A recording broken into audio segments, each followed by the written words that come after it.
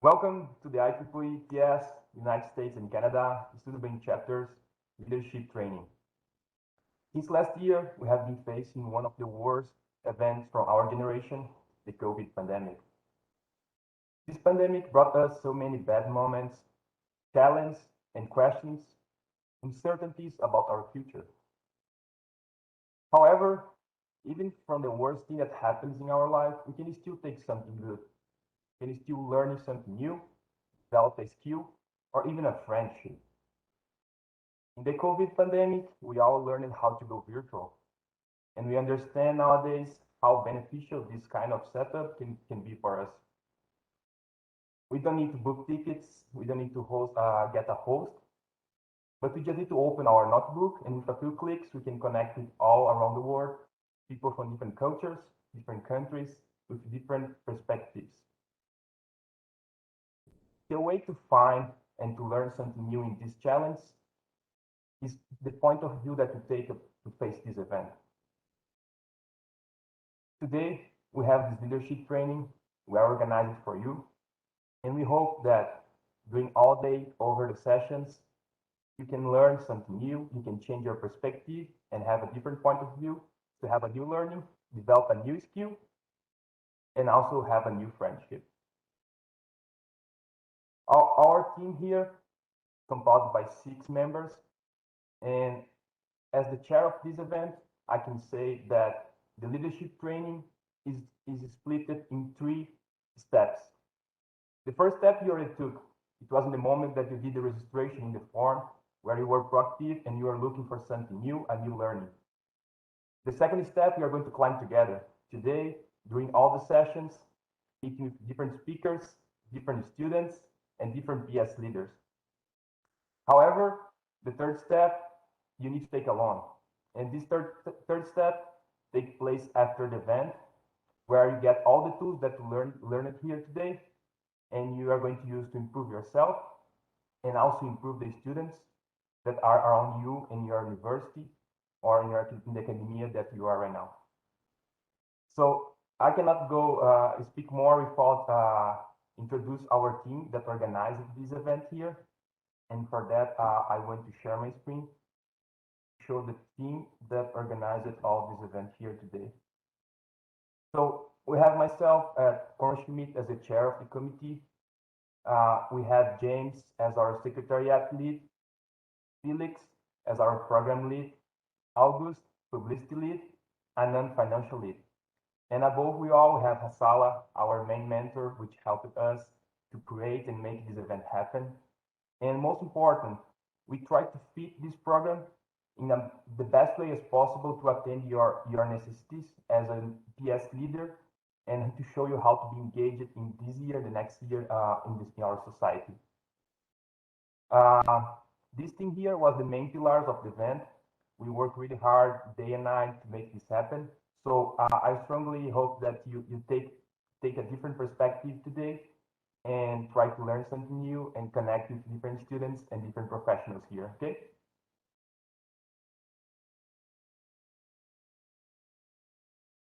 All right, so speak about our agenda. Our leadership training takes place mainly today on Sunday. And our first session is the student branch chapter training. It's going to be starting in a few minutes. After that, you have a 1-hour break, so you can have your lunch, you can have a little bit of rest. We know that's still Sunday, right? At 2 p.m., we get back. And on 2 p.m., we have the essential leadership skills training with Damir, which is one of the greatest leaders nowadays in power energy field in the United States. And he's going to be sharing a little bit of his experience as professional path and as like mixing volunteer life in his professional life. At 3 p.m., we have the student branch annual report. So we have been reaching out to you. We saw that most of the attendees already submitted the presentation, and we strongly encourage you to submit this presentation. It's not a mandatory, but if you want to share a little bit about the activities that you are developing your chapter and what you plan for the future of your chapter, you can do this. And also, if you don't have an experience on IEEE PES or you don't have any chapter in your university, you can definitely do a presentation explaining how you plan to engage with PS during this year, next year, okay? After the presentations, have a brainstorm. So we are going to discuss these points that you are bringing in the presentation. And then we have another break just to rest a little bit. And on 5 p.m., we get back for our felicitation. So the best 3 presentations are going to be chosen by the committee. And the presenters are going to receive 1 certificate. And also they're going to receive another certificate for the student brain chapter that they are. So you have the opportunity to receive 2 certificates, 1 for yourself, the recognition for your presentation, and another one for your student brain chapter, so you can show for your members and you can just maybe hang on your wall and your office in the university, okay? And right after felicitation, we go for the town hall, and this is the main session to bring your concerns. You can bring your questions, anything that you want to know about the PS, how to be engaged after your university, or anything that you maybe a new tool that you need for your chapter to engage your members. So every concern that you have, you can bring for this town hall, and you have really special members that will be there to answer your questions, right? And at 6 p.m., we have our student networking. So this session here, we are going to host a special chat platform, and this special chat, it's definitely, it's really good for networking. So if you don't know yet this platform, you're definitely going to be in love with that. And so it will be really good for networking. We are going to have 7 parallel rooms. And that means that we have 7 region members here. And in each region, we are going to have representatives. So we are going to network with them. And this is the great moment for exchange your emails, your contacts, to do your networking, maybe try to find a job position in the future, know better a company, maybe a university that you could apply for a post-graduation or something like that. So this is the moment to increase your networking and know better than other students here, as well like some PS leaders, right? So our event's mainly today, but we also have the general meeting that starts tomorrow. And during the general meeting, we have several activities. General meeting is well known for their really amazing program. We just highlighted here the main ones that we suggest you to be part of. We have the plenary session, and we also have the power energy education sessions. And on July 29th, Thursday, we have the engineers pathway to career success, students to leaders. So this session here, we have Hasala as one of the speakers, and we strongly encourage you to go there. We have really high-level speakers, which are for a long time engaged with PS, and they're going to show like how this volunteering work, how the society helped in their career during their professional life. Okay. Right. So speaking about our attendees here, so just you can just have a better picture about the people that we have attending here today. We opened this call for selecting students, and we selected 37 students. And here we have the distribution for the regions. So you can find your region, and you can see that you have people from different countries and different states.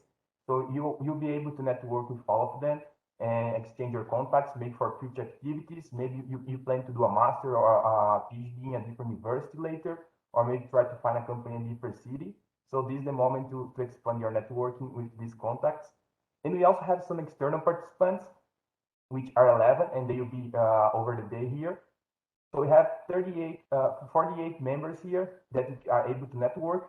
And beyond that, we also have the committee and our PS leaders, the governing board as well. So all these people will be able to network, exchange some message, and just get to know these people for everyone beneficial. Okay.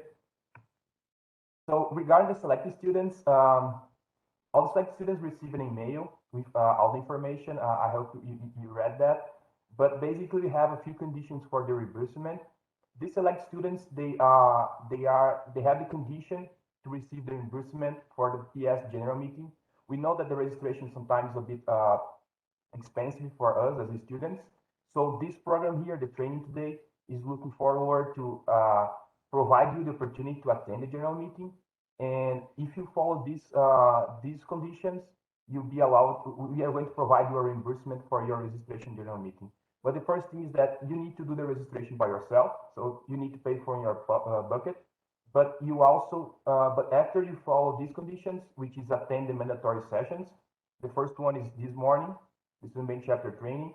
We have another mandatory session in the afternoon, 3 p.m., and the last one at 6 p.m. So these are the 3 mandatory sessions.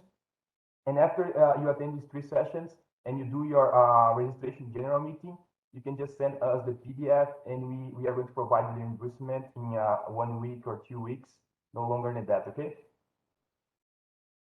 All right, so no more delays. I'd like to introduce our first session, the Student Brain Chapters training. In this session, we have our main speaker is Hassala, which is also our mentor here. Hassala is currently the IEEE PES Region 1 to 7 CSAC coordinator, and he's also the IEEE PES Young Professionals from Region 3 coordinator. And he'll be bringing here some tools, explaining you how is like how are the opportunities inside the PS. So maybe just enlighten you some opportunities, how you can get more engaged with PS and see how amazing this society is for other engineers. Okay. We also have the participation from Tiago Lencar, which is the IEEE PS CSAC chair, and he'll be explaining a little bit about the annual reports that the chapters usually need to do, and he explained the beneficials that you can have when you submit these reports. And we also have Daniel Diaz, which is the IEEE PS United States and Canada representative, and he will be bringing here a little bit of his experience inside the PS and show you like how PS helped in his life, and hopefully just enlighten you some another tips to be using in your professional life. Okay, so no more delays. I would like to invite Hassala to take place here, and we can start with the training.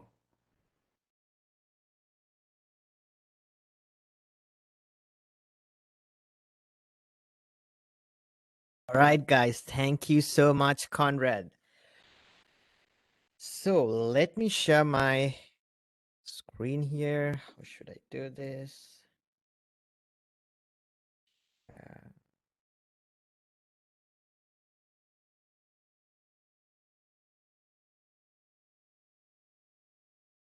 Can you all see my PowerPoint? Yes. Is it the? No, I think you need to switch the yeah. Mm-hmm. All right. How does it look now? It's still not the right You one. can see it, right? No. Can you see? Yeah, it's showing no. the presenter view though. Uh-huh. How about now? Still the presenter view. The same, yeah. You can try to share just the. Yeah, I will just do a screen share so that.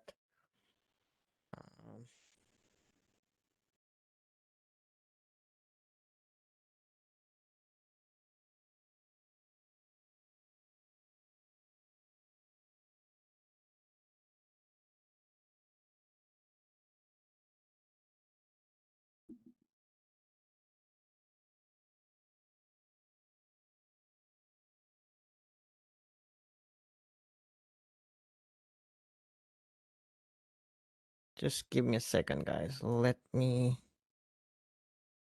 take this.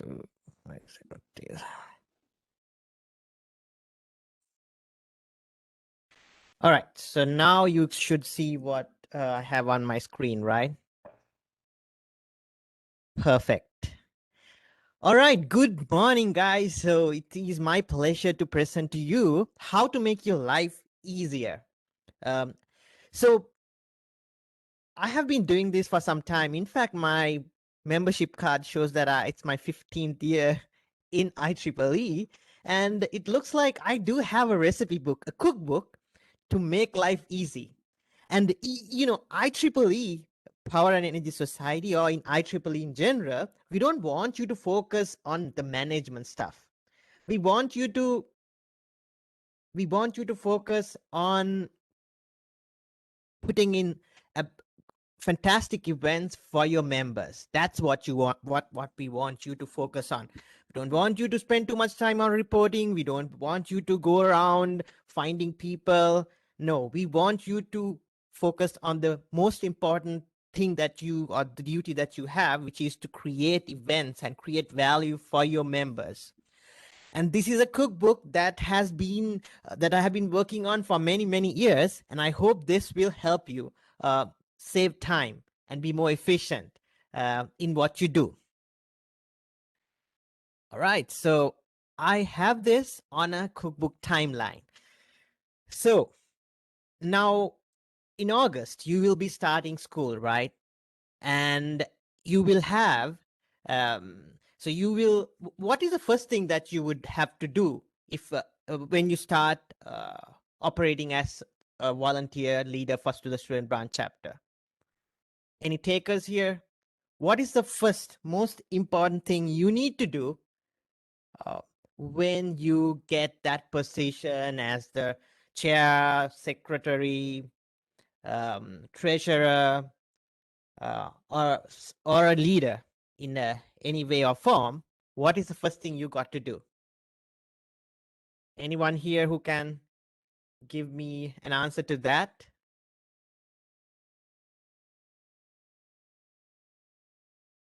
Don't be shy, guys. Yeah, Priya has an answer, and Priya says that the answer is to update the roster. Anyone who agrees, please do a thumbs up on your on the WebEx. Or if you disagree, please feel free to speak up. Oh, we get a lot of thumbs ups here. Oh, anybody disagree with me? All right, so this is so cool. Everybody agrees. So guys, this is a little bit tricky, all right? It is not something you can do. The control, or if you're not in the roster, you don't have access to the IEEE roster. And the IEEE roster is the key. If you are not in the IEEE roster, the official roster, you will not be recognized by IEEE as IEEE leader, and you won't have access to any of the tools you need, including reporting, access to other things that IEEE gives out, any kind of recognition, awards, all that would be stopped if you're not in the roster. But this is not something you can do. Usually it should be the people who were before you who should put you in. So if you're not in the roster and you can't get access to this, the first thing you need to do is ask the officers or your student advisor or ask us to put you into the roster. Just send us an email and say, I'm from the student branch chapter. I am the new officer for this time, but I don't have access to this. Can you put me into the roster? So let's just go into the roster and see what happens here. So the roster, it looks like this. Oh, sorry. It looks like this. You can see here, it says officers.v2s.ieee.org. And when you go into this line and just say Georgia Tech Student Branch Chapter, you type it out, then you can select the organizational unit and it will show you who your counselor is, who your officers are. So once you are in that, then you start getting access to all the other tools. And yes, guys, we will be giving you this cookbook in a Google Drive. We will be having, so yes, so you will get access to this once we are done today. Now, if you have questions on this, the best place to go is to go to the knowledge base. You'll see a link here. You go there, you'll see all the stuff. It's out there. It's so easy. There's nothing confusing here. So yes, so that is the most important thing you need to do, because if you are not in that roster, we will not know from our end that you are the officer who represents your student branch chapter. So now once you have the roster complete, you get access to these tools, and then what you need to first do is you need to reach out to your student branch, because the PES student branch chapter falls under the student branch. So if you're in Georgia Tech, you need to tell your student branch officers that you are the new officer in charge of the PS student branch chapter. Ideally, you should also reach out to your section, because section can help a lot. Say, hey, section chair, I am this from this university. I am the this is the new set of officers for my student branch chapter. Also, let us know. Just drop us an email. Say that, hey, I am in charge of student branch chapter for 2021-2022 school year. So this will bridge us up. Like, we also maintain a manually updated listserv of all our student leaders. So once we get that, we will put you into that listserv so that you will get information very fast, very specific to student branch chapter leaders. Now, once you have all that done, you have done the outreach, then comes the communication part. Now you might be elected, you might be appointed, but you need to let the other folks that you represent, that you lead in your community, know that you are the guy to contact, and you need to make a team. So the most important tool that IEEE has provided you for this is called an e-notice. So you'll see the e-notice here. It all comes under a suite of a toolbox called vTools. This is a very advanced set of tools, and I will go through some of this here. So you have vTools officers, which manages the roster. Then you have vTools e-notice. And the e-notice, and I'm going to go here, you'll get, this is the link for the e-notice. This is the link for the knowledge base for vTools e-notices. And so this is a very transparent way. This is the recommended way, because unlike an email, this goes to everybody.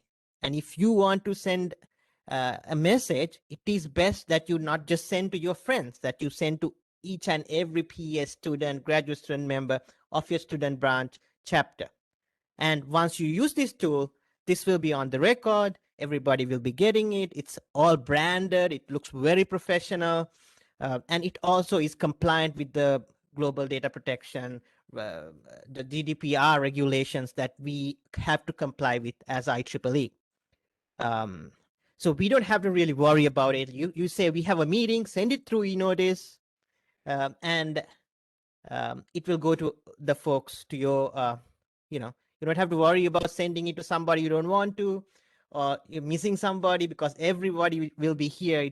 This takes the emails from the IEEE main database. So if somebody was out and somebody just got membership yesterday, and you send an e-notice today, it will go out to all your members, including that person that you might have missed if you did not use an e-notice.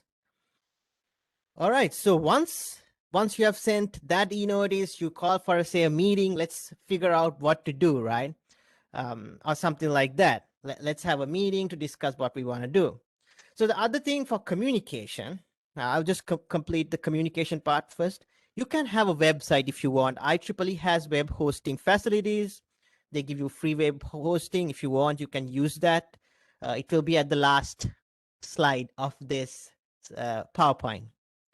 And there is also another platform called OU Analytics. It is the membership database. So if you want to get the full records of who your members are, the names, other information, and you want to keep track of, your demographics, you want to do detailed analytics, then you can go to OU Analytics, and you will have access to this if you are in the roster. And then you can also have email lists, just like what we use. IEEE provides email lists to our leaders. So if you want to have a set of like passionate folks separately on a mailing list, you can ask for a mailing list for your student branch chapter and use that to communicate with your with the subset of your folks, leaders. I guess that's how we do it. Like, all of you, whoever is a student branch chapter leader, is on our listserv. And then you can also have social media. Just like what we have in US and Canada, which is a LinkedIn and Facebook. You can have whatever social media you want. All right. So in August, the last thing would be, I think, ideally, you should look at making an annual plan. Get everybody together and just see who wants to volunteer, and look at what your demographic want. So each student branch chapter will have unique requirements. And I'm not going to say you need to do this and that, because it's very unique. Depends on the university. It depends on what is currently available, because you don't want to reinvent the wheel. If there's a career fair, you don't want to reinvent and do another career fair. You need to find the gaps and then address those. And that is, I think, the best way to move forward. So annual plan, you can see what's happening and how you can connect with the other organizations, because there will be student organizations like Georgia Tech. I saw that they have a very big energy club. So let's see how you can work with them to bring value to our members and to them too. So just have a brief annual plan, and you can delegate the work that you want to other folks who are passionate about leading and contributing. All right, so now you have your annual plan. Next, we will go to September, where you will start doing events, right? Now, this is a very, very critical point. You need to do at least 2 events, 2 technical events annually. Otherwise, you will get blacklisted, and you don't want to get there, because it will be very bad on you as the leader if your student branch chapter has to get dissolved when you are in the board. So 2 events, guys. This is very important. 2 events. But just doing events is not sufficient. You need to make sure you comply with the reporting requirements. But IEEE has really streamlined this to make it so easy. The whole process of creating an event, reporting it, communicating it. Let's go over this. The tool that IEEE has, which is also in the vTools toolbox. It's called vTools Events. And so you will see here, this is where you can access that once you are in the roster. There is a knowledge base, big knowledge base that looks at many things that is which is inside vTools events. But so the best workflow for this is before the event, you create the event. And you can use the same event to create so once you create the event, you will have information, right? Like when it's going to happen, who are the presenters, how do you participate in the event. So once you do that, the next stage would be communicating, right? So usually we would send an e-notice, e-notice or an email. But inside this events platform, you can just make a tick or have it has an option where you can say, hey, send an e-notice. You just click that button and it will create the e-notice automatically. You don't have to do anything manually. So create the event. Sending it is just a matter of ticking a box. So you communicate, right? You need to tell folks who are in PS, who are the PS student and graduate student members of your chapter, this is happening, you are invited. And you can do it automatically, saving a lot of time finding emails, sending emails, putting in the text and all that is saved. So communicating is done. And now you do the event. All right. So Jan, once you're done, how would you report it? Because that's what we were talking about, right? You need to report at least two technical events to not to be dissolved. Now to do that, you'll see on the bottom left, there's a report.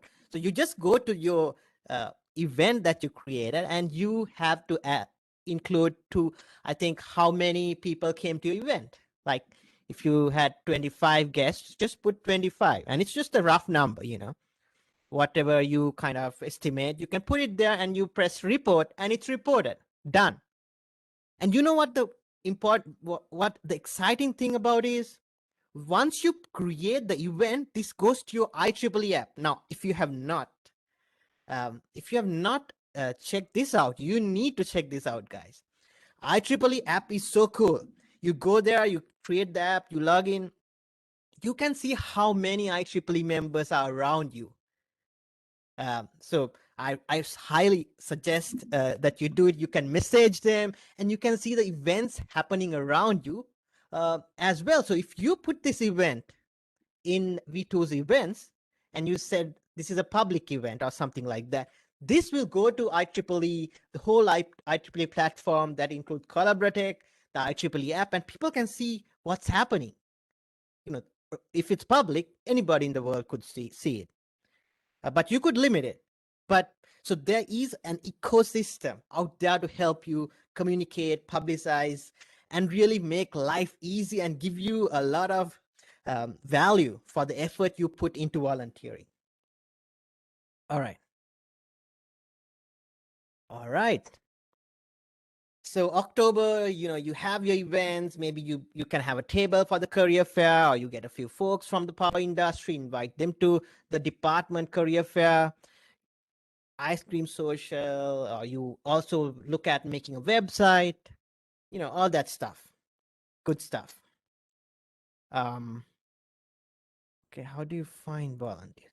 Oh, okay. So yes, now, once we go forward, you see that you have events, but maybe you don't have enough volunteers.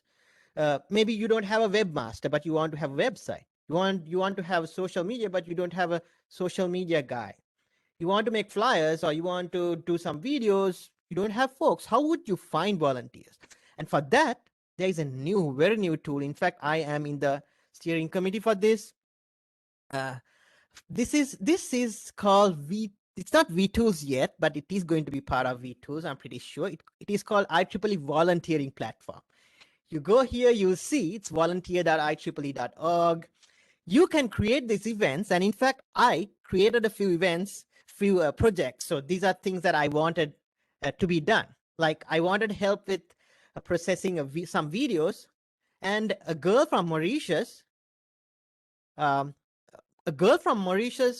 came up and applied for this, and she helped me do some work processing videos. And then there was a website for PES that I needed help with. I put it there, and there was a guy from India who said, like, hey, I am willing to help. It's a really awesome platform just to get the opportunities out there and maybe get connected with people who are across the world working together in a common goal. All right, so this is the volunteering platform. All right, all right, so now at that point, I'm going to end and let you guys ask any questions you have. And Conrad, please update me how much time I'm left, please. I lost my clock. Perfect, Hassan. You still have like 20 minutes? 10 minutes left? 20, yeah. Okay, perfect. Okay, guys, can you share with me any questions you have? So let's stop here so that I don't want to bombard you with. Yeah, I have a question.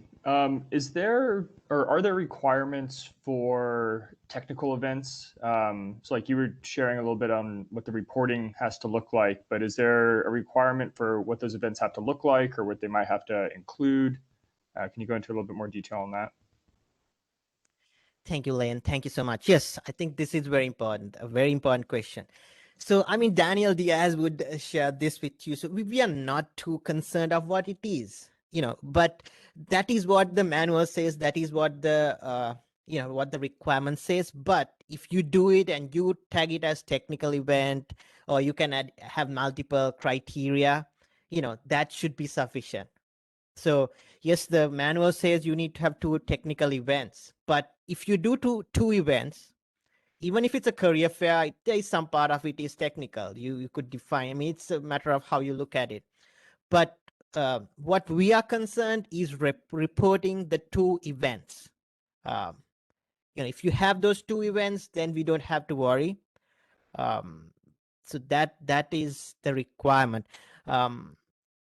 Yeah, so just make sure that you tag it technical, because once you do an event, even if it's a networking event, there is going to be a technical part, right? I mean, if you talk to somebody in PS, you will always be talking about what they are doing, what is happening around the world, and there is a technical part. So, but but if you want, I mean, I'm pretty sure you guys could do technical, more than two, and also have more technical components in any meeting.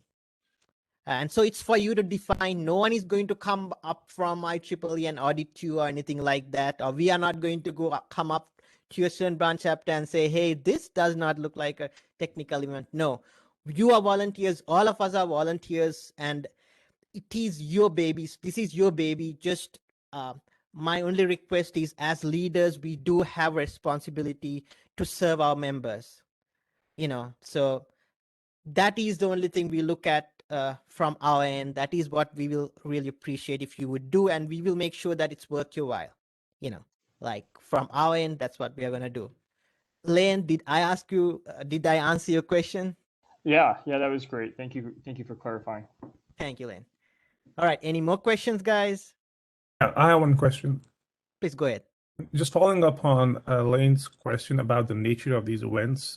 So like, would a conference, like for example, at Texas A&M, we have this annual TPAC conference. Does that like meet the requirements of an event? And Absolutely. I mean, you could use a session that you have at the event to be one technical event. I mean, that is way beyond what we expect of a student. I mean, you guys have it, then Illinois Tech folks, they have a conference, like each session could be one event. It's up to you to decide how you want to put it out there. So yes, sir, you're right. You can report it, like, absolutely. Like, you guys are doing an amazing job with that for years. You have been doing that for years. So absolutely. So we are not going to audit you. We're not going to tell you any, how you should operate, what you should report. We are just saying, please be active, at least report 2 events, so that you guys are not going to get blacklisted.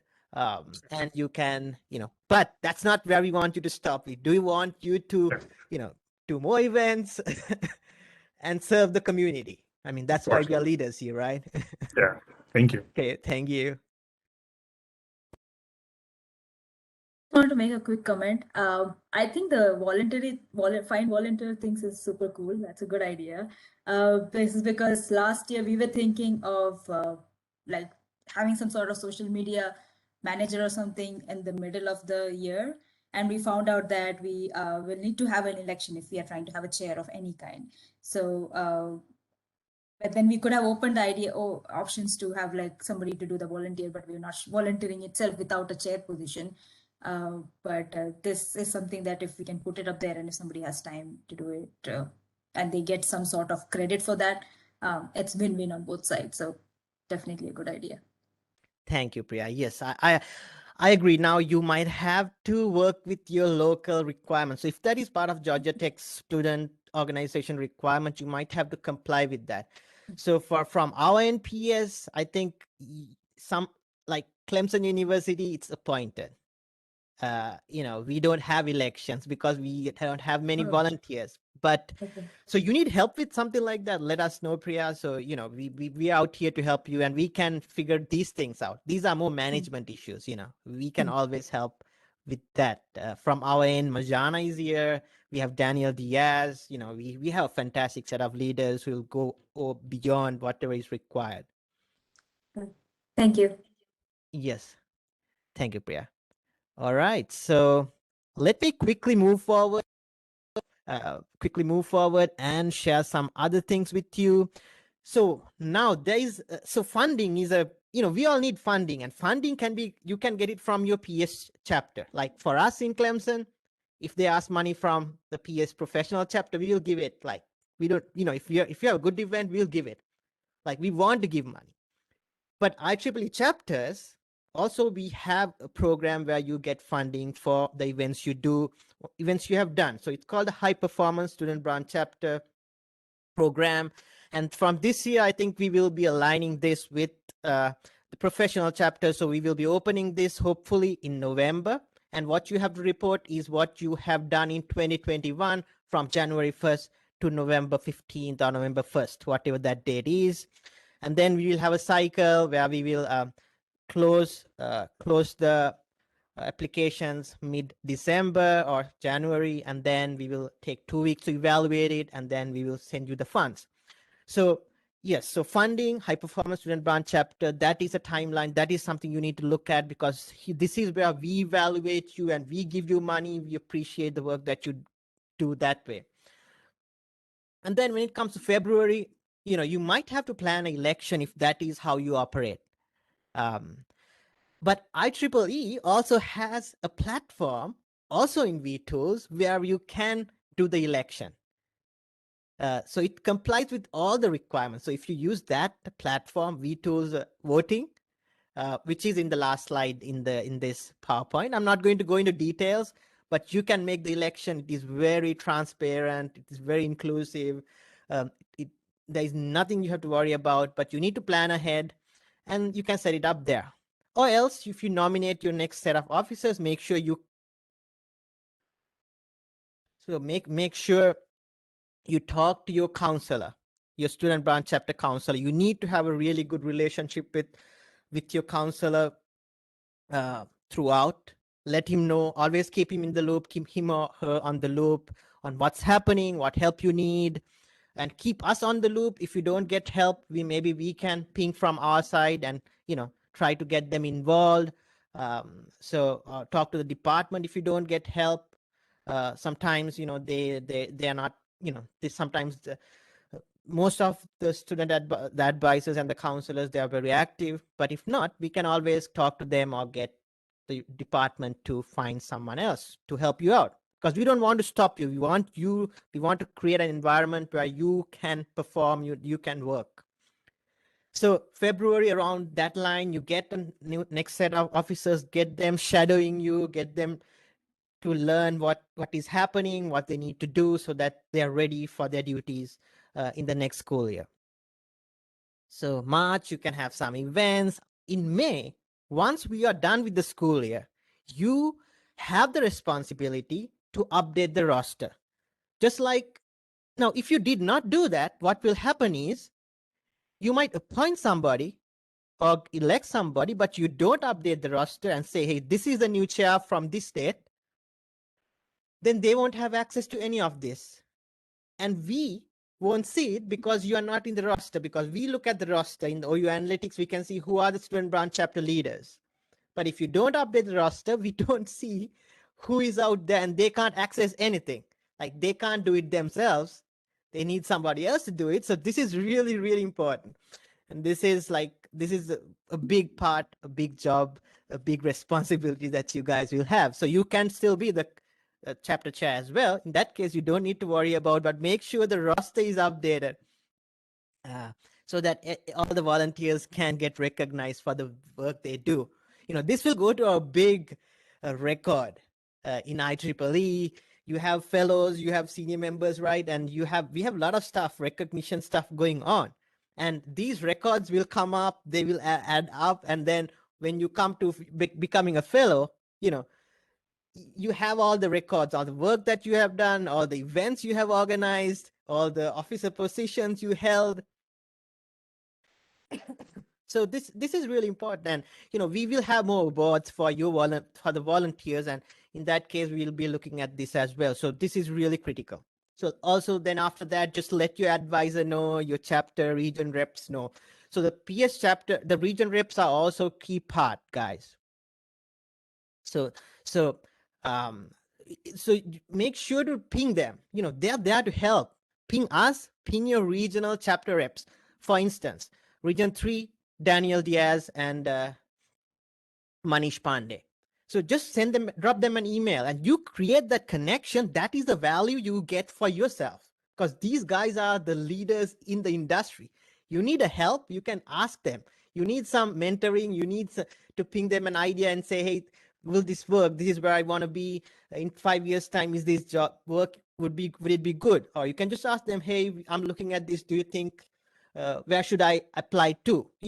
This connection, this network, that is a big value you get from your membership, from being a leader. So don't think you work on a silo. You are just in, say, Georgia Tech, PS, student branch chapter, and that is one, and the rest we are disconnected. We do our events. We don't care what happens around the world, because you don't get the value you should get if you do that. Because this community, that is that is the output you get. The community, the network, and working with these folks, and creating a strong relationship, that is the value of your volunteering career. It's not just about helping others. By doing this, you will improve your skills, you will improve your networks, not like just going to a bar and having food with somebody. You're working with folks, you're connecting over a time period, you're building strong relationships where you trust each other. So this is a really good opportunity. And do not work on a silo. Connect with your section leaders. Keep ping them and let them know what you guys are doing. If you need help, always ask. And if people don't reply or respond and you still need help, reach out to us, because we have a fantastic team, Conrad, Felix, a fantastic team here led by Majana and Tiago. So we will get you the help. So reach out. That's what I have to share with you. So in July, you will have the new officers. All right. At the very end of the year, you will have a new set of officers. Maybe send a thank you note. You hand over whatever, your reports, because now high performance student branch chapter report goes from January to December. So you win something. We hope to send your department a note. Okay. From moving forward, we plan to have kind of a value proposition. If you win some award, if you win money, we'll send your department a note, from PES. And this will be good for you guys, for your CVs in your leadership from, first part of the year and the second part, the new and the old. All of you could put in your CVs under your leadership. You got this much of funds, or you got this position from the PES student program, or chapters, student branch chapter high performance program. So it's not just about the money. We will provide you the recognition, but you need to work with the new officers and share this with them. Like, hey, these are the events, and this is what is left. Keep that link, and both of you, old and new, would get good value by doing that. All right, guys. So that is all I have. Conrad, I can't see my clock here. It's 11:52. When was I supposed to stop? Right. So our next speaker is Tiago. We are just waiting him to get in the session. Is he online? No, not yet. So, but he'll join in a few minutes. So... Okay, perfect. I mean, let him come. I can go. Oh, I can kind of share some stuff with the folks here and ask questions. So let me quickly share. So Tiago is already here, but we have a few minutes. 2 minutes. Okay, just 2 minutes. All right. Great. All right. So how to reach us? Here is the leadership listserv. All right. IEEE listserv we use to connect all the leaders. Connecting with professional chapters. Here is how the link. You have our team. You already know a lot of folks here. Me and Conrad. Send us emails. We have social media. Use that. And then in here, I have put everything that you need to know with the links to the knowledge bases, virtual tools, volunteering. And also you can use Google Meet. There are IEEE tools you can use. We can provide you WebEx if you need it, Google Meet, all that stuff. And then we also have the first ever student branch chapter general meeting event on Thursday. So we have a fantastic set of speakers, and we hope to, from next year, we hope to bring you a good program and bring you, the student leaders, into the general meeting physically. So have some kind of framework where we can get you and we can have a good set of programs just to serve your needs, so that we can network even in a more stronger way, face to face. So that is all from me. Here are some other stuff. There is a IEEE Center for Leadership Excellence. If you want to go there, if you want to learn more, website hosting, listserv, social media has their own requirements that you need to comply with. IEEE has policy. IEEE, you're representing a big brand, so IEEE does have policies which you might have to be careful about when you work with different different things. IEEE voting has these tools. For voting, this is a tool.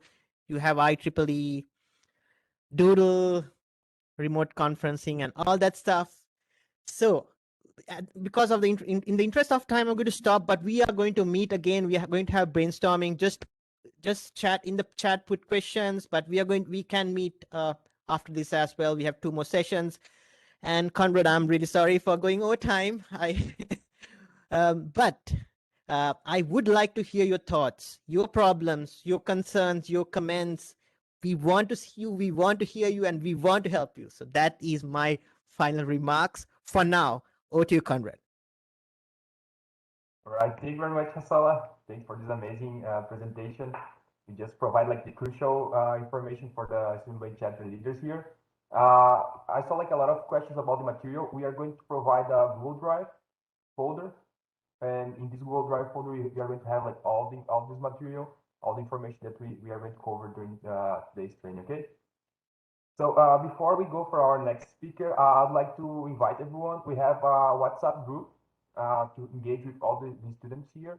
I'll send the link in the chat right now, and feel free to join that and do like some networking, and just we are going to announce like some message there, and we are going to also share the link for the next session. So in case you it will be easier for you, you can just use the WhatsApp. Okay, the link is in the chat right now, and I would like now to invite Thiago Alencar. Thiago is the IEEE PES CSAC chair, and he'll be speaking a little bit about our annual report.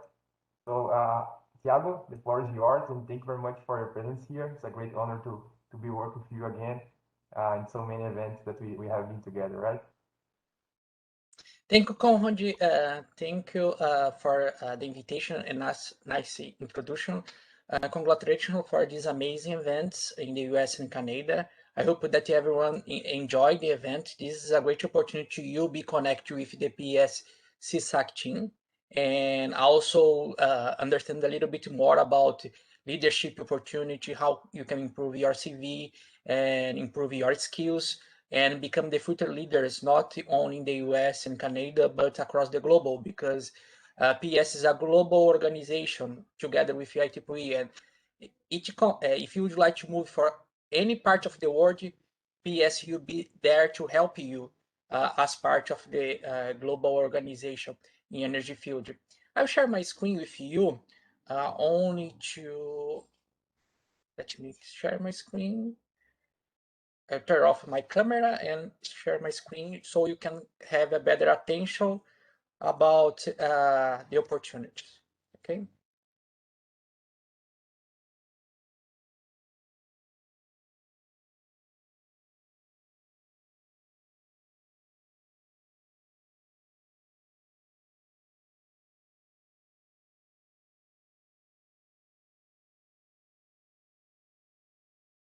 Can you see my screen? Yes, yeah, but Yeah. Okay, Yeah. thank you. Yes, so my name is Thiago Alencar. I'm currently the PS SAC chair globally, and I am IEEE volunteer since 2008 and PS volunteer since 2010.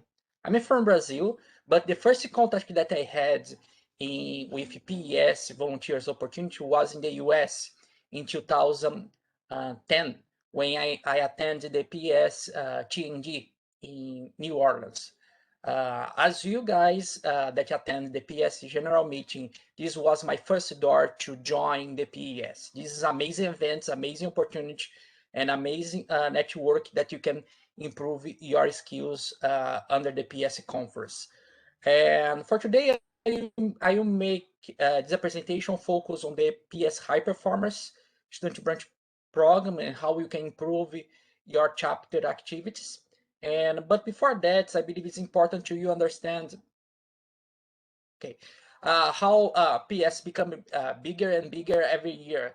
By the end of the last year, we had 470 universities with PS student chapters, and nowadays we have more than 500 PS universities with PS student chapters. So if you open one PS student chapter in your university, you can be part of this strong network with more than 500 leaders in different universities across the globe. And only to understand, we work under the chapters. We have several divisions in the PES: membership image, chapters, technical activities, publication, education, meetings, and new initiative. The CSAC works under this chapter, VP of chapters, and this is the organization that we have for the CSAC activity. We have 4 different subcommittees: subcommittee of marketing, communication, award and recognition, education activity, and regional coordinators. Like we have in US, Hazala is the region 127 in the US and Canada coordinator, and each regional coordinator have their own team with a country representative, and this country representative lead the chapters. Also, we have several programs under the CSAC. We have programs focused on pre-university activity, chapter programs focused on transition from student chapters to young professionals, and leadership opportunity to the students. And later you receive this presentation, and you can take a look a little bit more about the programs and read with more details about each program. We have all the information on the website. And also the website is in 3 different languages. Also in the CSAC, we have one outstanding program to with the PS CSAC Leadership Program. The idea is you join as volunteers at the first year in your university in the chapter. After that, you can become a board member, chair, vice chair, secretary of the chapter. And after that, based on your performance, you can apply to be the country representative. So you lead all the chapters in the US or in Canada. After that, you can be connected to be the regional coordinator, or be connected with your local PS section chapters, or be part of the PSD core team globally. And after that, you can move for another leadership opportunity. So this is the CSAC leadership program. Also, all the slides have links that you receive later, and you can access more information. And I would like to highlight, I believe that you received this information before, but it's important to you remember that now we have less than 1 week to the deadline for the call for high performance student program. And this is the most important part of the year. Why? Because you can show for the world the activity that you have done, and based on this activity, you can receive rewards up to year, and receive funding. And how you can improve the reward to your chapters and increase your university visibility under your leadership. You have different categories that you are looking for in the high performance. One of that is technical activity. This is one example of technical activity that was led by PS students in Jordan, and they organized together with professional and young professional one congress where they had more than 120 attendees. Another one is tours and technical visits. Normally, when we have this kind of congress, the student leaders organize also technical visits. I understand that, for example, in this new environment with the pandemic, you cannot organize this kind of activity. But also we have many opportunities with different industries and universities that maybe you can organize online tours. Okay. The third one is membership growth. Also, it's very important. You as a leaders of the university, as a main reference in energy field with PES in your university, you make recruitment campaign for recruit new members in your university, because you be the reference in your university as one of the outstanding leaders in energy field with PES. So you need to make this kind of recruitment campaign in your university with PES. Retention activity. Also, organize retention activities is very important, and how you can organize this activity. For example, if you organize any kind of course or events, give priority to PS member to join. If you have limitation of a position in your events, or for example, if you ask money to people attending the online course or any kind of event, give discount for PS member. This is one way that you can organize retention activity. Membership elevation. Also organize lectures or events or home tables where you can share information or invite industry members to join and talk with the students in your university how they can improve their CVs or improve their communication skills to make a good interview. This is some activity that you can organize under your university to increase the elevation from student to young professional. The number 6 is membership recognition. It's almost the same with retention activity. Give discount or give priority to the PS members. Show to them that you take care of them and give priority to them in all activity that you organize. Number 7, activity to recognize volunteers. We are all volunteers and leaders, and we need to recognize the colleagues that work with us. And it's very important when you organize one event, for example, this also again the same events that I showed to you before, how you can recognize volunteers. When you invite one speaker, provide certificate to them, recognize them. This is very simple way how you can recognize volunteers in your chapter. Another way is recognize the best volunteers of your university in the social media, in the platform, or by email if you don't have social media. Recognize them, make a flyer, recognize them to everyone. So you can inspire, you are leaders, you need to inspire the new leaders also. Number 8, the IEEE STEP event, Student Transition Elevation Partnership. We have one program that is the PS STEP, Student Transition Elevation Partnership Program. The goal of this program is for the chapters, the PS student chapters, organize activity focus on how the student can improve their opportunity to get a better scholarship, a better career opportunity.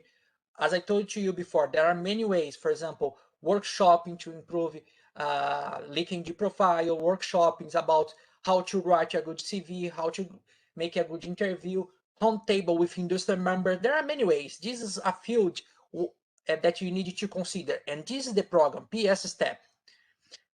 Then number 9, Women Power. Also, PS have a Women Power program that's very important when you as leaders in your university, in the PS, also consider inspire women to join and become leaders in the society. And you have one specific committee to take care of this activity, that is the PS Women Power, that later you can access the website about this program too.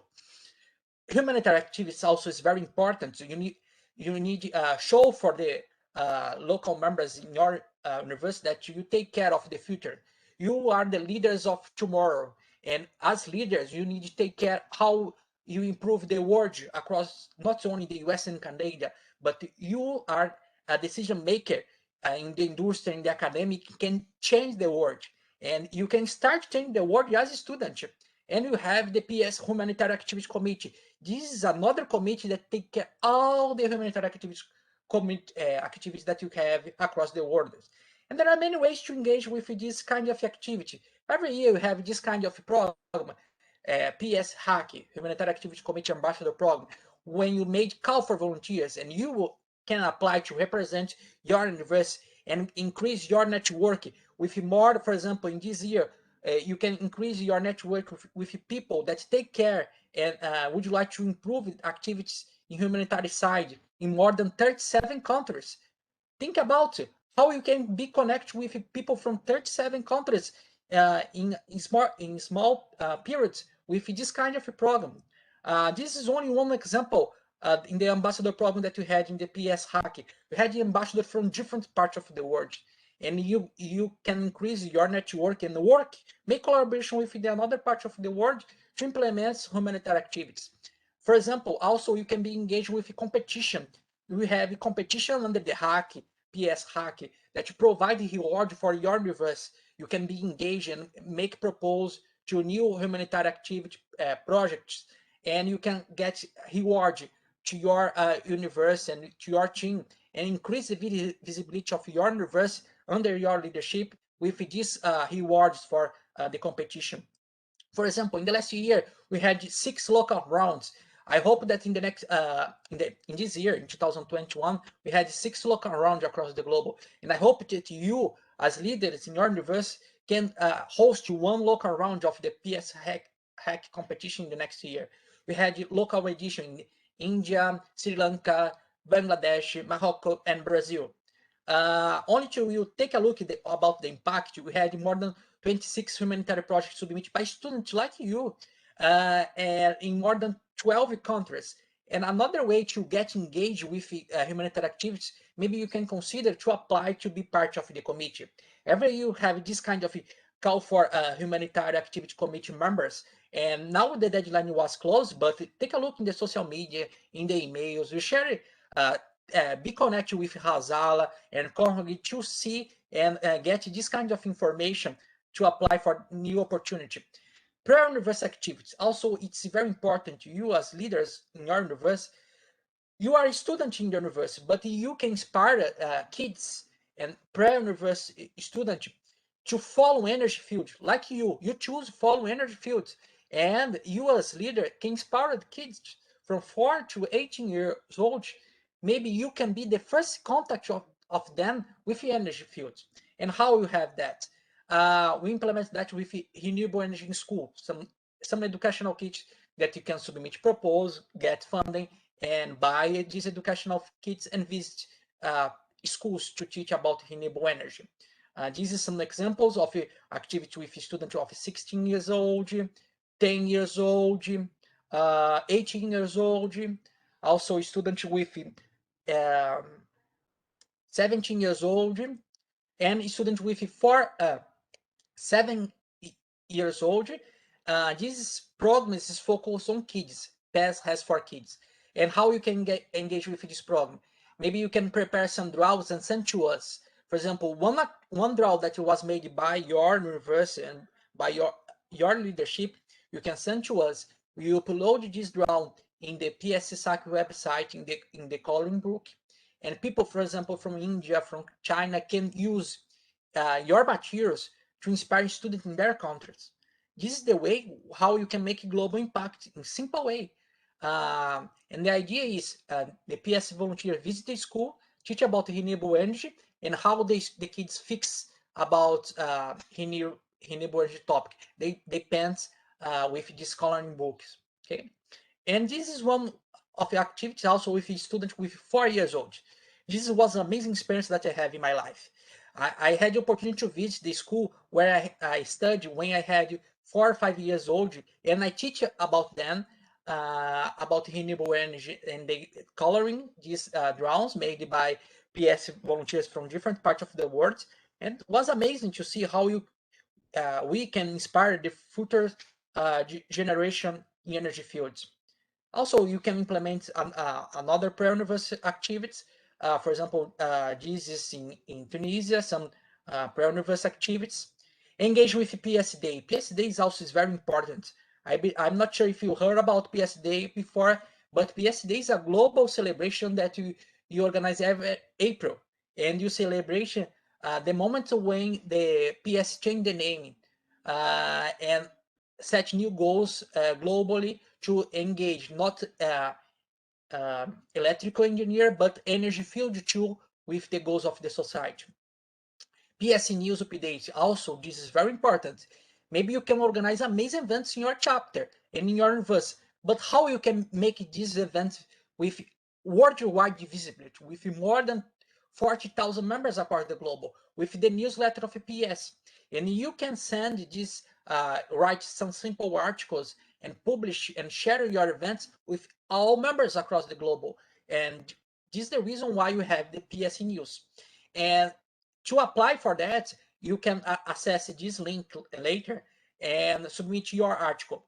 If you didn't submit your article in the past year, you still can submit to us new articles of the last year and send email for the PS News and copy the PS student coordinator email. So you can receive additional score to your report, to your annual report. And interaction with another ITP unit. You are part of the IEEE and you need to work together as a family of part of the IEEE with different divisions, with, for example, IEEE student branch, sections, young professional affinity group, PES young professional, PES women power, women engineer affinity group, PS professional chapters, and make collaboration with another chapters, not only in the US, but with Canada and another part of the world. And how you can make collaboration. For example, if you organize one event in the US, maybe you can set some ambassador program to promote your events. Promote your events across the US, promote your events in Canada, maybe promote your events across the global if you organize one big event and you have many chapters that are looking for to make collaboration with you guys. And you need to take advantage of this strong network that you have under the PES. And also organize events with you, PES young professional. Also, you have one specific committee that take care all the PES young professional activities. And how you can increase your network without borders. This is one initiative that started in the first PS Global Student Congress, the PS Network Without Borders, where the goal of this program is connecting members to create joint projects together. Connect students, professional members, women power, young professional under the same project. For example, PS Day started under this kind of joint proposal that was made by students like you, submit proposals for PS, get approved, and now make global impact. You guys can change the world. You as leaders, you have strong abilities, and you need to take advantage of this network without borders initiative to make impact and improve your CV. Think about if you write your CV and say for the company or industry members that you made one proposal that started small and now is bigger, make global impact. Think about that. How many opportunities you can get in the industry in the US or across the global? This is unique opportunity to you. You need to take advance about that. Advance. Prepare students to become good engineers in the international environment, not only in the US, but working without borders with engineers and students across the global.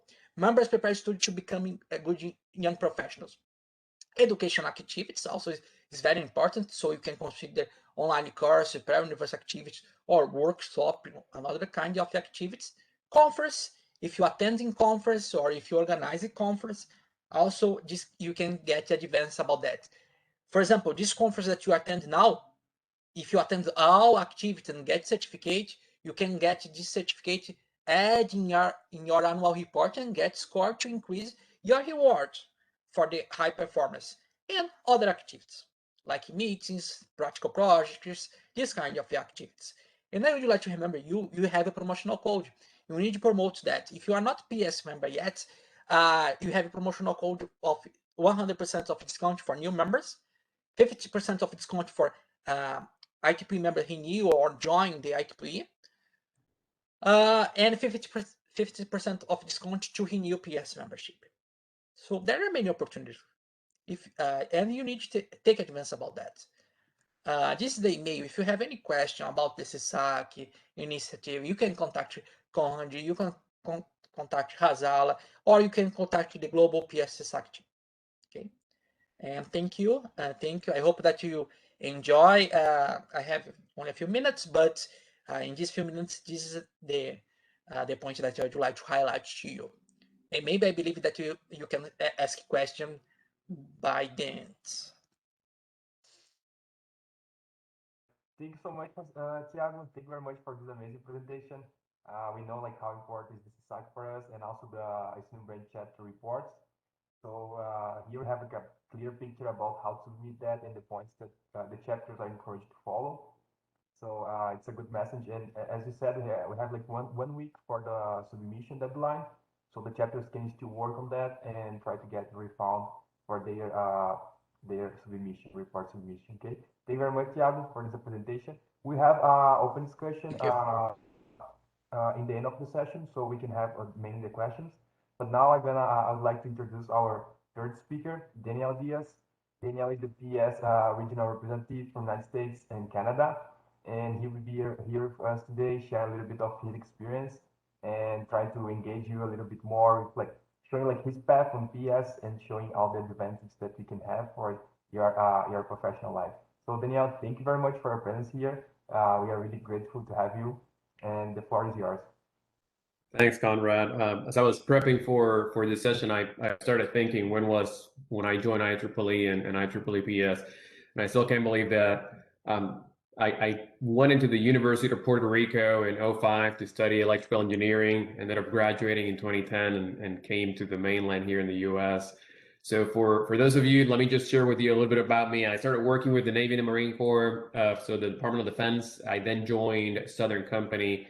For those of you that haven't heard of Southern Company, if you've heard about the company that's building a new nuclear plant in the US, that's who we are. That's typically how people recognize us. So I've been with Southern Company for about 10 years now, and I'm currently the Chief of Staff to an Executive Vice President. So that's on the professional side of things, and I would like to share with you a little bit of my IEEE journey. I joined IEEE as a student. When I turned over to the professional side of things, I really couldn't figure out what was there for me. So I came out of school and I knew about IEEE. I knew what it did, or at least I thought I knew what it did for me and the benefits of it coming into the professional life. And as I joined my professional work, I realized that once I joined Southern Company, the utility industry, or the energy industry, not the utility industry, but the energy industry is a whole lot smaller than I thought it was. So let me give you an example. I'm right now looking at 5 other faces that have their cameras on, and I can tell you. So I met Hasala probably about 6 years ago in another IEEE role. I met Conrad about 3 years ago when I went to Brazil for an IEEE event. And little by little, I've been getting to meet other folks within the IEEE community. And number one, that for me is one of the main reasons why I love being in IEEE. So I'm going to try to engage with you today and see if you're not sleeping on me or watching the Olympics. So I'm going to ask you a question, and I'm hoping that you're going to be able to answer it in the chat. So I want a 1 to 2 word answer, so no more than that, 1 to 2 word answers. I'm looking at all of you engineers that are needing more time or more words than that, so 1 or 2 answers. And the first question is, why did you join IEEE PES? So 1 or 2 word answers in the chat. I just want to make sure that out of the 29 folks that I saw were here earlier today, 33 right now, I just want to see how many folks are still with me. So make connection, professional development, networking, okay?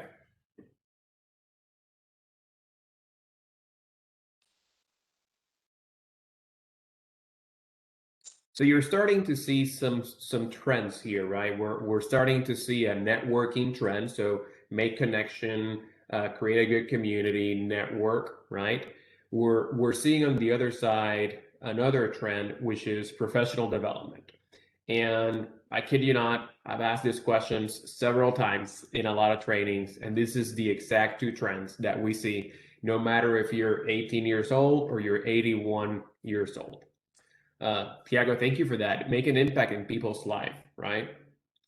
So now let me ask you this. You're all student leaders. How can you make a connection with others in your community?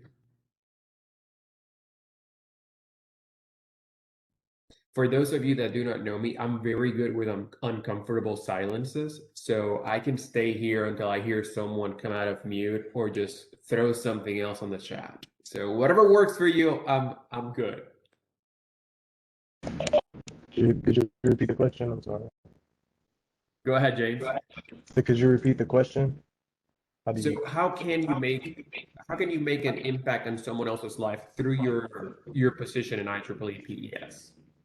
My position. So I'm the webmaster for the Houston section, and basically, my job for the most part is to keep everyone connected and keep everyone informed on what's going on with our section. So I really take pride in it that I'm able to make sure that everyone is informed, whether it's on posting articles on the website, celebrating awards that have been won, or staying active on our LinkedIn page. So that's one thing that I think is pretty important and impactful. So tying the loop with something that Thiago mentioned, you're making sure that people get rewarded, people get recognized. You're making sure that people know what community you're part of and how can others join your community.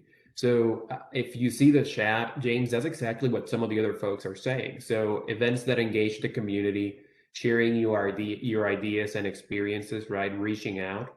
So today, and I'm going to tie a lot of the things that we've mentioned, so don't feel like you have to take any notes here.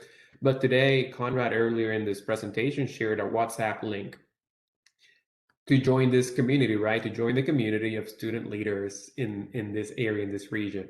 So go ahead, do that. Right now, I can tell you I'm part of several of those chats throughout the world, and the conversations are amazing. Hey, I need help with this event, or even through the past year's pandemic. Hey, I'm having struggles, I'm having challenges here on how to promote this event, or I don't know what to do right now that helps make someone's life easier. I don't know how I, as an IEEE PES member, can do that. So it's a great way to build a community and keep on engaging with one another.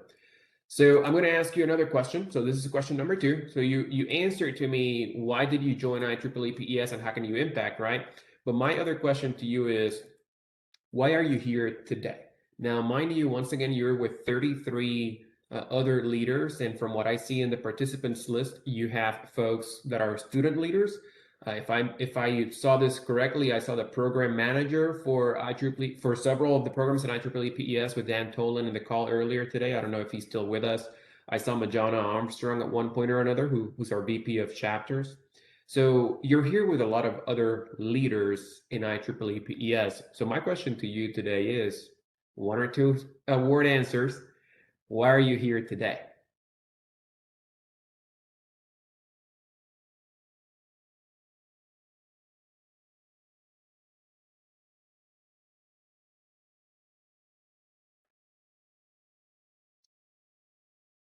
So as you see the answers come through the chat, one of the things that strike me, I did not know how to start, and I think this will help me. So about 10 years ago, I joined Southern Company, and I wanted to be part of IEEE PES in a different capacity. I wanted to give back to the community, and I did not know how to start. And the one thing that I did was I found out that our chapter was having activities. At that point in time, our chapter was not using the tool that Hasala mentioned this morning in terms of reaching out to the members. They were using their own internal mailing list, which I'm gonna quote Hasala here: "Don't email your friends only. Email the members that are in your student chapter, in your student branch." And when I went to this event, they finished the event by asking one question: "We need some volunteers. Does anyone want to step up?" And I looked to my right, and I had a friend of mine that went to college with me, and I said, "Hey, you up for it?" And he became the secretary of our chapter. I became the treasurer of our chapter. And 10 years later, we're still both involved, to the point that 2 years ago in 2019, when we needed to run the general meeting in Atlanta, I looked to my right and I said, "I need help, and I would love for you to join this journey with me." And he was my volunteers chair, right? So that connection that you built through IEEE is a long-standing, it's a long-term one that you're doing. So I love seeing everything that came up in terms of, hey, I'm new here to the US and I want to become a leader. I've always told folks, especially the volunteers that come through the region leadership roles, or even through the chapter roles. Once again, I've been working for a little bit more than a decade now, and I have yet to find a place in the professional life, in my professional life, where you can screw up and don't get fired. Let me say that one more time. I have yet to find a place in my professional life where you get to screw up and don't get fired. IEEE PES specifically is a really good way for you to learn how to grow as a leader. And don't get me wrong, we all make mistakes because we're all human beings. but this is a great place for you to try something out and go to your leader and say, hey, I screwed up. I'm sorry. And as a volunteer leader, I'm going to tell you, sounds good. Let's take that learning and apply it. Let's go forward and not do that again, right? And you keep on being a volunteer. So it's a great place for you to obviously further your leadership skills, further your network, and make sure that, as you've mentioned, we learn that new skills. So one of the things that I wanted to do today was kind of get a better understanding of what is it that you want to get out of IEEE. And when I was meeting with Conrad and Felix earlier this week, I told them I see IEEE PES as a two-track part of our professional life. You either go to academia or you go to the utility, or to outside of academia, just the utility industry in general, wherever that may be. So right now, all of you here are students. So my third question, which is a 3A question, part 3A is, what do you want to get out of PES as a student? So one to 2 word answers. What do you want to get out of PES as a student?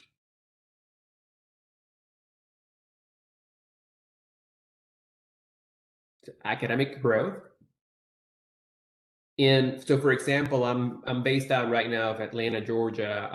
I've seen our Georgia Tech student branch come to IEEE PES Atlanta chapter events and present on papers or work that they've been doing, right? So I can definitely see that academic growth. I can see the professional support and skill, because as it has been mentioned today, this is your chance to get to meet other folks and get to stretch your network, get to grow that as much as you can, get some exposure to the industry, as it's been mentioned, and kind of see the other side of the coin, right? I always tell folks, when I was a design engineer myself, a fuse looks very small on the print. It's just a squiggly line on the print. And then when I went to the field as a field engineer and I had to do switching on some substations, a 46 kV fuse, it's about 6 feet tall. And I had to pick it up with my switching stick and put it on the frame in the substation and close it so that we can provide power again to folks. And it's a very different feeling, right? So, you know, from an academic standpoint, getting to grow your industry network is really important, and vice versa, of course. Explore those new research topics and networking.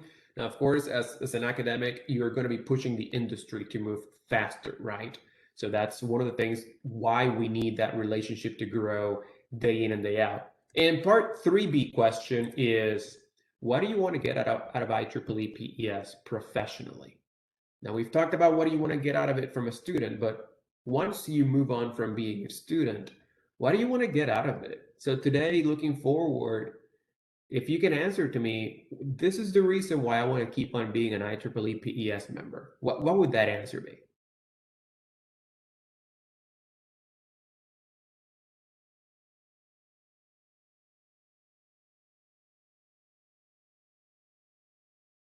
So as you see the answers come through, you're going to realize something very quick. It's the exact same 2 trends that we saw before, right? It's networking and it's professional development. And that is one thing that IEEE as a whole and IEEE PES can provide you. It's helping you keep on growing your network outside of where you're at. So as has been mentioned several times today, being able to just go and reach out through WhatsApp with someone who's in Egypt and say, hey, I'm having this issue, I'm having this challenge, can I just see how you're solving it over there? Being able to come to some of these events and being able to engage with one another, that is one of the biggest things that you're going to get out of IEEE PES. Now, if I were you, here's the question that I would answer, Daniel, or that I would be asking. Daniel, I hear you, man. Professional development and networking sounds great. I can do that for free. And my question to you is, look at the value that you're getting just today in meeting 33, 32 other folks, leaders in the industry, who you can reach out at any moment's notice and get an answer relatively quickly. And please, please, please answer me what other entity, institution, place in the world you can get these heads, these brains, this amount of people in one room that can provide you the expertise that you're seeing today. And if you find that, please let me know, because I'm really looking forward to that. But as of right now, the value that provide, thank you, Pedro, the value that IEEE PES provides is way, way, way further and farther than what you can, what we can see. And that we today are only talking about a handful of tools and a handful of things that PES can do for you, because we just don't have enough time to cover everything. But the great thing is that as you meet people throughout your journey, you can always reach out back to them. You can always ask questions, and everyone's very willing to answer. And I'll leave you with this. So we've mentioned growing our network, developing our network, and professional development. I'm dropping my LinkedIn link in there. Please feel free to reach out, connect with me. If there's anything that I can do for you, that's literally what I'm here for. I love helping out folks, and I love connecting with students and connecting with others. If there's anything that I can do for you, I'm here and I'm happy to help. I'll open it up if you have any questions, any comments. I know we're tight on time, but I do want to give you a handful of minutes at the most to just answer whatever questions you may have. Daniel, thank you very much for these amazing thoughts and bring like these questions for us. It's really important to just think about them and have this clear picture. So now we have like a brainstorm. We have the three speakers here, Hasala, Tiago, and Daniel. And the idea is basically we have the microphone open for all the students, and you can feel free to share any information, any topic, if you have any question as well. So this is a moment for you all. Yes, Hasala, please. Yes, if Majana is there, I saw that she put something in the chat, and Daniel, and I think I might need a little bit help on the number of activities, and that is something which is very important for all of us to know. And Daniel sits on the governing board. He represents the whole of US and Canada. So he is, he's a very high level representative, and Majana is the VP chapters. And I think you guys need to hear from them on this. If you have clarifications, questions on that, just add a little bit, Daniel and Majana, if you're around, and then we can move forward. I don't want to drop that because that's very, very important. Thank you, guys. So I'll say this from a student and a professional chapter standpoint, the requirements are slightly different. So Asala, I don't think you're incorrect with the event number that you mentioned earlier today, which I think it was 2 technical events. For professional chapters, it's a little bit different. You have to have four events in general, and only one of them can be non-technical. So for example, if there's an executive committee meeting that you're doing, as you go through your vTools, pardon the redundancy here, but your vTools tool or your vTools website, you can have one of them be executive committee or an admin event, and then the other 3 can be technical. Now, I do want to harp on something you mentioned earlier today, Hasala, and that is, as you've said and as you've heard me say before, every event can be categorized in a way that you see fit. So for example, if I go to a conference and I'm having a young professionals event, I think that is a professional development event. But if that young professionals event, we talked about battery energy storage systems, that sounds like a pretty technical event to me, right? So it really depends on what kind of topic and what is the root of the event. But Hasal, I think so far what I've heard today, and I've been here since the beginning of the meeting, so far what I've heard today sounds on par with what I know.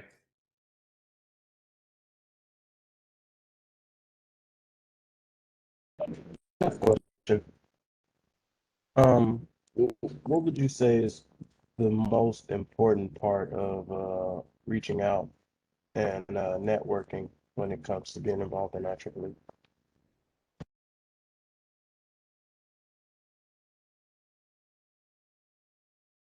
I'll take it. Personally, I'm not a big fan of when someone cold calls me or just randomly reaches out and says, "Hey, I'm here." I really like a connection that seems a little bit more meaningful. Hey, I'm a student leader for IEEE PES, and someone mentioned your name to me and I would like to connect. If you have some time, I would love to talk. I've done that. I've gotten that same message several times throughout my career. I've got it several times in the past month, as a matter of fact. And I just set up some time to just talk to folks. As Conrad and Felix can attest, my schedule sometimes gets a little bit busy, and I may come in a little bit late to my calls. But I do my very best to come in and just have a chat and just make sure that we're able to connect and make sure that you get what you want out of the conversation.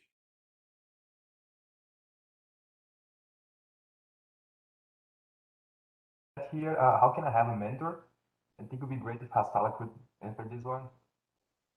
Perfect. Thank you, Conrad. Thank you, Win, for that question. So from next year, we hope to have a more organized mentoring program. But today, at the very end, we are going to have the regional breakouts, and out there you will be able to meet Daniel's team, Majara and Daniel's team, the regional professional representatives, and one of them could be your mentor. And we encourage you to connect and bring that relationship there. Just ask, would you like to be our mentor? And then build that connection step by step. And so right now that is a stage where we are at, but as time moves on, we hope to have more organized, using more tools that are available to build it up. What do you think, Daniel? Anything you want to add? I totally agree. And I'll say this, to me, that mentor-mentee relationship, number one, it's two-way, right? So everyone learns from it. And number two, typically it's driven by the mentee entity, whether it's a person or it's an actual student branch in this case, or a student branch chapter. So yes, go ahead and ask, be bold. Ask that question, hey, can you be my mentor? Or if that person can be the mentor, because sometimes they just, for whatever reason, are not able to be that for you. Do you know of someone in the region who can be of help? So for example, if Georgia Tech were to come to me today and say, hey, you said you're in Atlanta and I want you to be my mentor, I'll be very candid. I'm moving to Birmingham, Alabama in about 3 weeks or 4 weeks. I really can't be your mentor, but I know 15 people right now that I can say, give me 1 second, let me send an email. I'm going to copy you in that email, and I'm going to make sure that you get connected today. Yes, I would like to reply this question too. I can share my experience.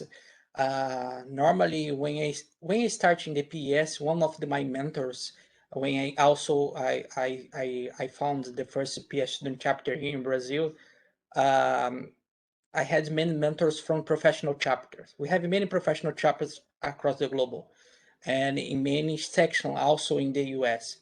If you open a new chapter in the US, or if you are part of the chapter in the US or in Canada, my suggestion is try to be connected with the professional chapter in your city or in your local state, and be connected with them.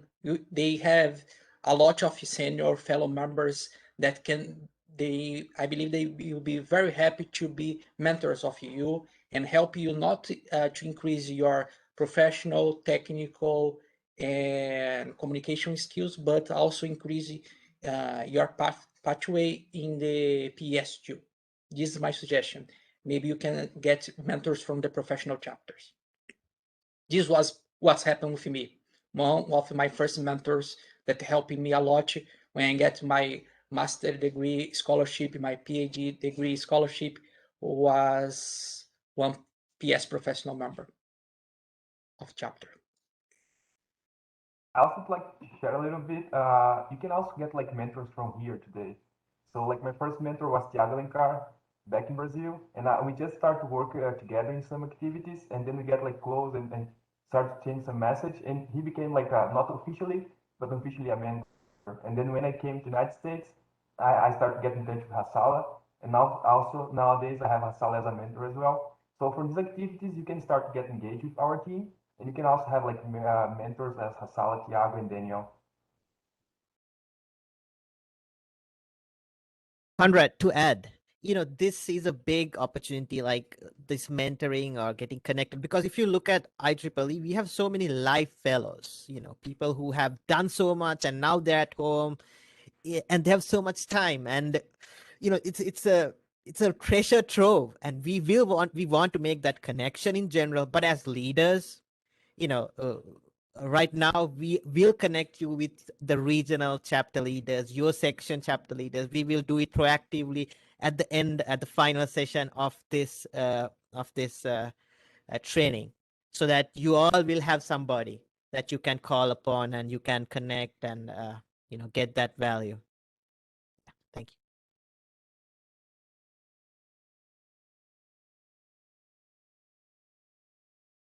Perfect. There's one question here. How can we find the professionals in our state? So I think it's really close to what Hassal said. In the last session, you're going to meet the representatives for your region. So we can start like in your region, and then you can move like for country level and then global level. But it would be good like to have the first contact with your region. Conrad, just to add a little bit. So when I was in Norway, so I did my master's in Norwegian University of Science and Technology. All right. So the PS chapter would invite the students. So the guy who was the chair was his name was Turi Undaland. He was one of the guys who wrote the Red Power Electronics book, if you know Ned Mohan, Ken Robbins' book. And so he would invite us, and I would go there, and a few friends of mine, and I had to put the effort to go after work, or university out there to those seminars. But once I put that effort, that's where I got connections. So that part, if we put the effort, that you can get the connections out by doing that. So you can find the professionals, but it's not like you Google it. You go out there, you talk to people, you find people with common interests, and you build a connection over time. It's not going to be like, you can't just go and be their friend, or they will not be their you just need to build it a little bit over time and build that trust. And I think you will also have to invest some of your time, and you'll have to put some sweat equity into it. But we have the platform here, and I think that's what we have here. The value we have is we have the platform. Thank you, Conrad. Yes, I would like to add one additional point about this question: how to be connected with professional members in the US or in the states that you live. We have the PS chapter locator for professional and student chapters globally. And one of the way that you can find a mentors or be connected with professional chapter, in this chapter locator, you can find the PS professional chapters and based on your location, okay, based on your stage. My suggestion, maybe you can send an email for the chapter, PS professional chapter share, and show to them that you are interested to join the next meeting. Okay, because they organize meetings, periodic local meetings. In this way, you can be connected, learn a little bit more about the activity that they have done, and find a good mentor. This was the way that I find mentor when I moved also from Brazil to Australia. I moved to another countries and I don't know anyone, and I get connection with a local PS professional chapter in Australia, and I get engaged with them. I start to attend in the local meetings, first in the PS chapters, later with section. Yes, this is the same way and suggestion that I have for all countries. We have chapter location. This is a very good resource to you be connect with professionals. Not only professional leaders of PS.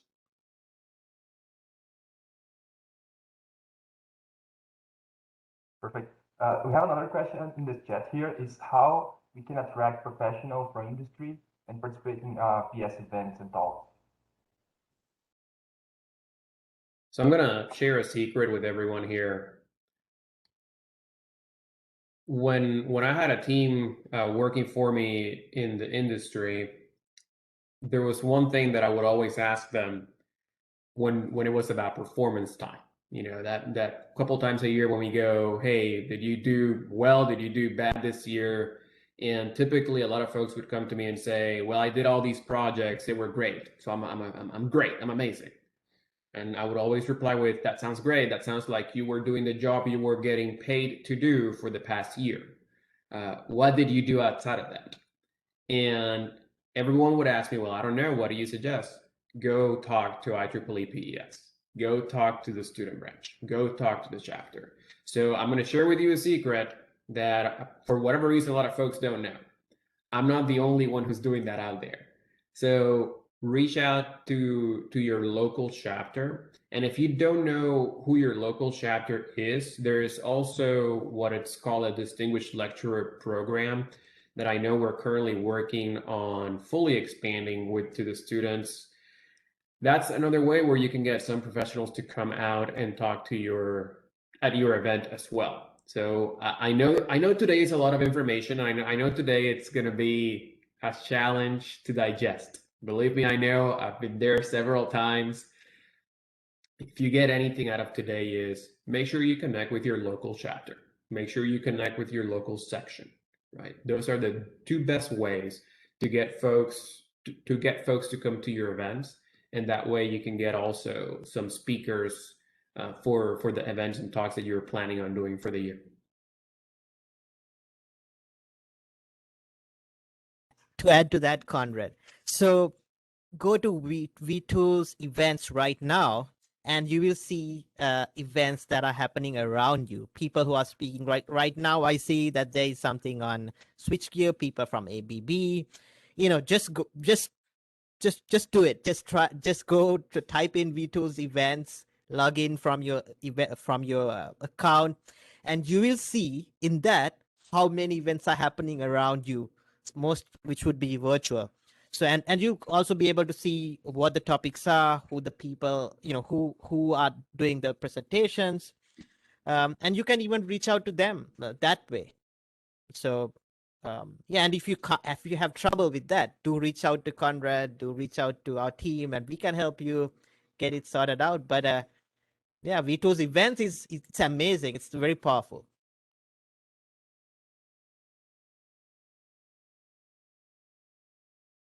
Great. We have another question here. Do you have any suggestion for attracting more students to our events? It's a good one.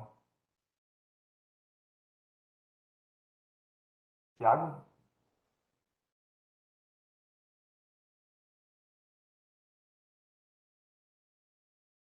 Hi, Azala. I missed your question. I was looking for the link. Can you repeat the question, please? It's do you have any suggestions for attracting more students to our events? More students. Yes, as I told you, you have the PS Network Without Border platform with several WhatsApp groups in regional level, global level. One of the suggestions, be part of this platform in the WhatsApps, and so you can share your events, also promote your events and add your events in the IEEE V2's events, so you can promote globally. I share with you the link about the PSC SAC, how you can find PS events, and also we have some tutorials how to add events in the V2, so you can promote your events globally in the virtual environments.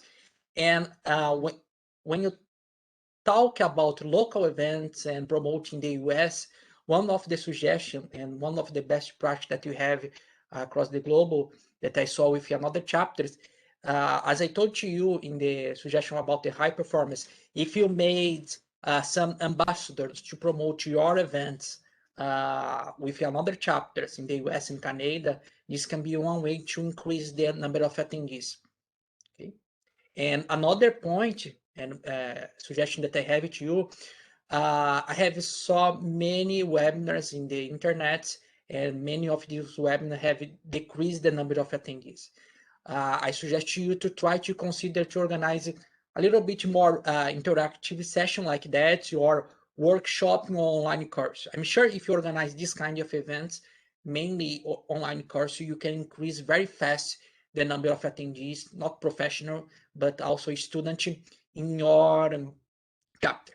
Okay, because I believe now in the US and most of the country people get vaccine, but also We have a few countries and activities online. Yes, and if you organize this kind of online course, I'm sure that you can increase the number of attendees.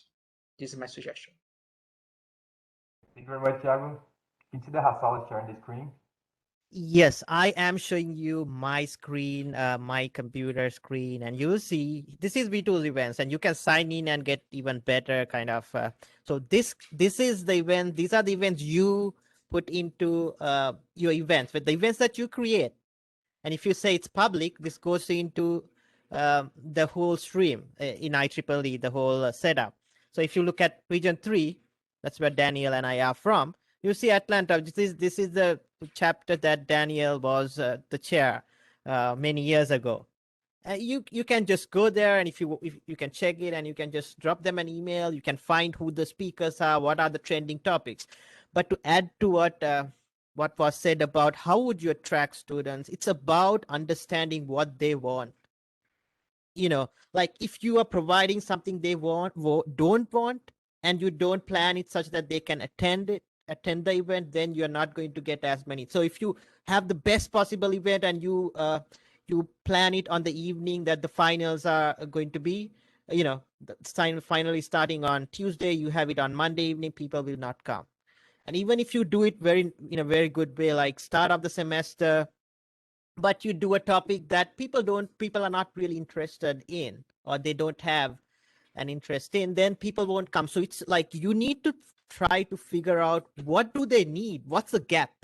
Don't provide something that your electrical engineering society, the student, whatever is providing, graduate student government is providing. What is the gap? And try to address that gap. And if you provide value, people will come. That is my message to you. But this is something that you might have to do and learn.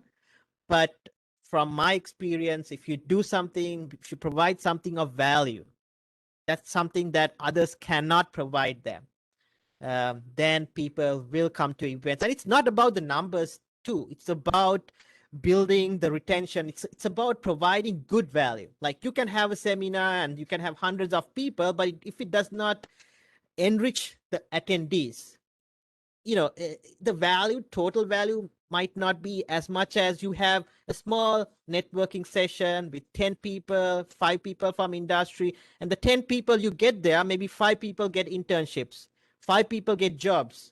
That value is what you need to look at, and just don't look at only the numbers. Look at the value you deliver for yourself as a leader and for the people you represent. That's my message to you guys.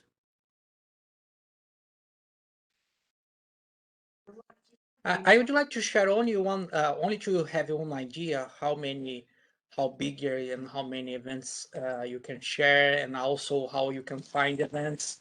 I will share with you. Can I share my screen? I don't know if it's possible. I share my screen. Yes, you can go ahead. Give me only 1 second here, because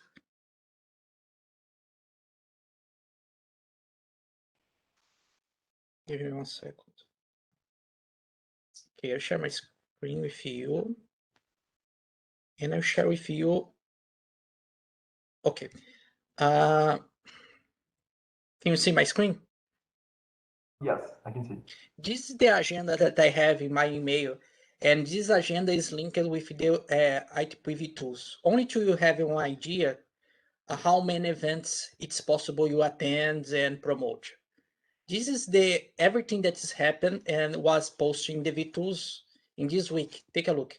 Many parallel events. We have events to everything that you want, but we still don't have a lot of chapters that you use the V2s with PS student chapters.